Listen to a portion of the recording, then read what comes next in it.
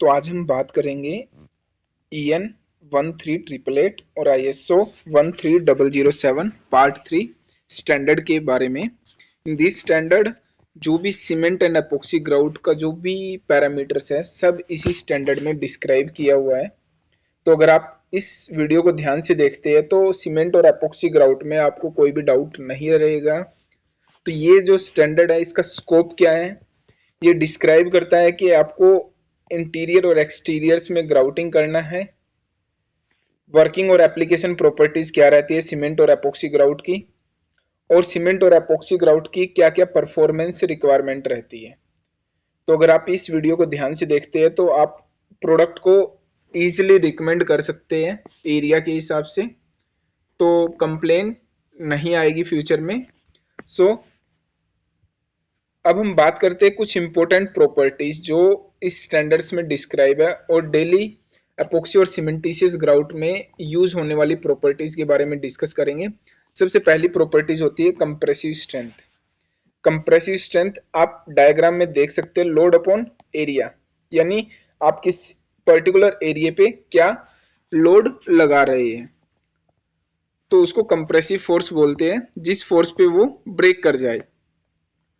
अगर एग्जाम्पल की बात करें इसमें,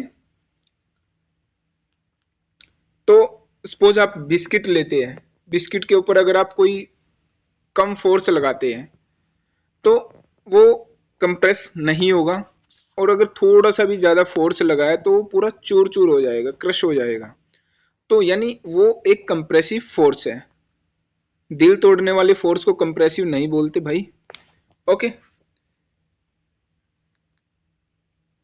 water absorption, water absorption next properties रहती है, यानी आपका सीमेंट और एपोक्सी ग्राउट कितने पानी को एब्जॉर्ब कर सकता है, उसको वाटर एब्जॉर्प्शन बोलते हैं। एग्जाम्पल की बात करें, आपकी टी शर्ट के ऊपर अगर मैं थोड़ा पानी डालता हूं तो टी शर्ट इमीडिएटली कुछ पानी को एब्जॉर्ब कर लेगी, इन मीन्स वो वाटर एब्जॉर्प्शन है।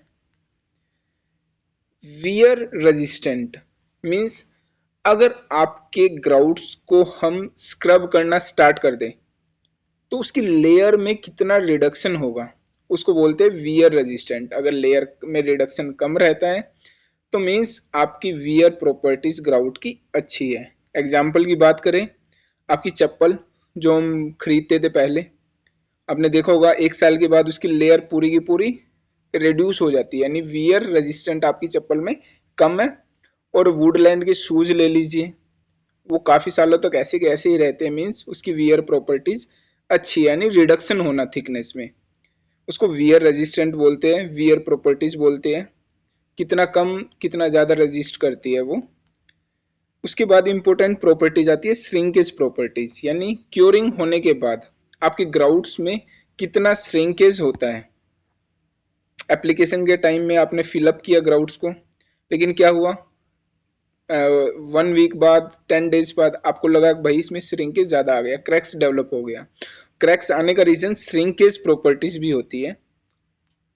जैसे टी शर्ट आप देखते हो, आपने एक वाइट शर्ट खरीदी और क्या हुआ, थोड़े दिन के बाद आपने एक बार उसको वॉश किया, सुखाया और वो छोटी हो गई, मीन्स श्रिंकेज हुआ उसमें।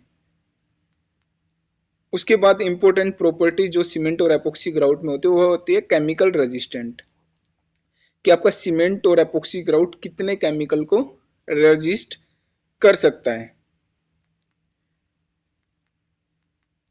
उसके बाद इंपॉर्टेंट प्रॉपर्टीज होती है फ्लेक्सुरल स्ट्रेंथ, यानी ग्राउट्स के ऊपर से जब आप 3 पॉइंट लोडिंग लगाते हैं तो सेंटर से आपका ग्राउट ब्रेक कर जाएगा, मीन्स जिस फोर्स पे वो ब्रेक कर जाए उसको बोलते हैं फ्लेक्सुरल स्ट्रेंथ।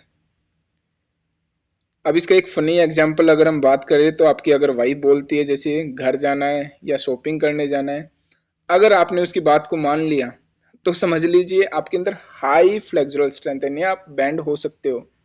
लेकिन अगर आपने मना कर दिया तो immediately break, means low flexural strength.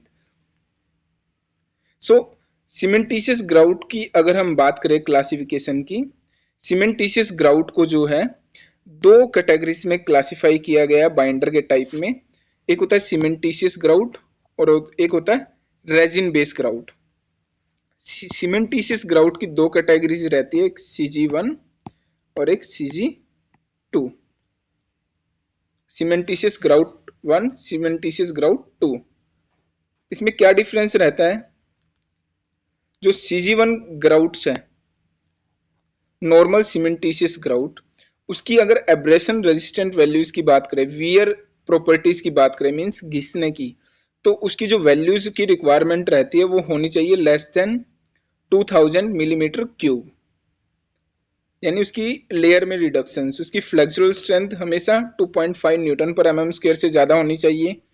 Compressive strength उसकी 15 MPa होनी चाहिए। श्रिंकेज उसमें लेस देन होना चाहिए 1 मीटर में less than 3 mm। Water absorption 30 minute में 5 ग्राम तक से कम होना चाहिए, और वाटर एब्जॉर्प्शन लेस देन 10 ग्राम होना चाहिए 24 मिनट्स में। मींस हम देख सकते हैं कि इस ग्राउट में क्या रहता है कि वाटर एब्जॉर्प्शन ज़्यादा रहेगा, वियर प्रॉपर्टीज इसकी कम रहती है। इसलिए इस वाले ग्राउट्स को हम कहाँ पे सजेस्ट करते हैं? जहाँ पे आपकी लाइट फुट ट्रैफिक रहेगी, लो मूवमेंट एरियाज में, क्योंकि वियर प्रॉपर्टीज तो इसकी कम है। ऑफिस वॉल पे यूज कर सकते हो, लिविंग रूम वॉल में यूज कर सकते हो, रेजिडेंशियल बेडरूम में हम इसको यूज कर सकते हैं, यानी ड्राई एरिया एप्लीकेशन के लिए हम CG1 कैटेगरीज को यूज कर सकते हैं। वॉल्स के लिए बेस्ट रहता है ये। लेकिन जहाँ पे हाई वाटर एब्जॉर्प्शन है, और जैसे टेरेस एरिया हो गया, और जो केमिकल एरियाज हैं, और आपके वेट एरियाज हैं, वहाँ पे आप CG1 को सजेस्ट नहीं करेंगे। अगर CG2 कैटेगरीज की बात करें तो इसमें देखिए एब्रेशन वैल्यू कम रहती है, यानी abrasion resistant less than 1000 mm3 means इसका वियर प्रॉपर्टी ज़्यादा रहती है, मीन्स ये ज़्यादा घिसता नहीं है। वाटर एब्जॉर्प्शन भी इसमें कम रहेगा, लेस देन 2 ग्राम है, और अगर बात करें 240 मिनट्स के बाद लेस देन इक्वल टू 5 ग्राम है। बाकी की प्रॉपर्टी सेम रहेगी, लेकिन वियर और टीयर प्रॉपर्टीज अच्छा है इसका, तो इसलिए इस वाले ग्राउट्स को आप हैवी फुट ट्रैफिक एरियाज में भी यूज कर सकते हैं। Heavy foot traffic commercial type की अगर एरिया, वहां पे यूज कर सकते हैं, बेडरूम में, किचन में, बालकनी पे, टेरेस पे, कॉरिडोर पे आप CG2 कैटेगरीज को यूज कर सकते हैं। लेकिन ये एडेसिव्स, ये ग्राउट जो है वो सुटेबल नहीं है हैवी केमिकल एक्सपोजर एरियाज के लिए, हाई इंडस्ट्रियल ट्रैफिक के लिए, और जहाँ पे ज़्यादा हमें हाइजीन मेंटेन करना, जैसे हॉस्पिटल टाइप के एरियाज में, वहाँ पे हम CG2 ग्राउट्स को यूज नहीं करेंगे। उसके बाद हम रिएक्शन रेजिन ग्राउट्स की बात करते हैं, जैसे अपना एपोक्सी ग्राउट्स आता है। एपोक्सी ग्राउट की कंप्रेसिव स्ट्रेंथ अच्छी रहती है, फ्लेक्सुरल अच्छी रहती है, वाटर एब्जॉर्प्शन उसमें बहुत कम रहेगा, केमिकल रेजिस्टेंट रहता है, श्रिंकेज भी कम रहती है। तो इसलिए RG कैटेगरीज को जो हम यूज करेंगे वो इंडस्ट्रियल फ्लोर में, फूड प्रोसेसिंग यूनिट्स में, डेयरीज में, फार्मास्यूटिकल इंडस्ट्रीज में, swimming pool, hospital, commercial kitchens, heavy traffic areas में हम इसको यूज कर सकते हैं। हाई एब्रेशंस वैल्यू रहती है, स्टेनिंग कम रहेगा।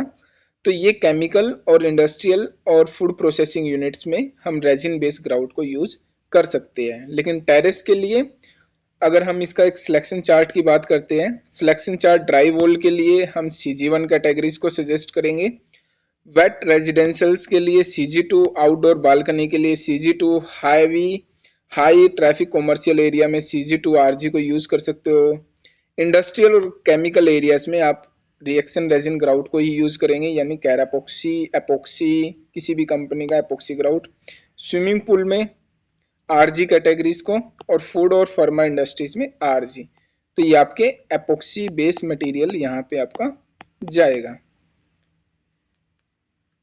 तो याद रखिए, जब golden rule for grout selection means right grout equal to durability plus performance plus zero failure. So based on the areas, based on the requirement, आप क्या कर सकते हो, आपके ग्राउट्स को सजेस्ट कर सकते हो ताकि आपको कम से कम फेलियर आए।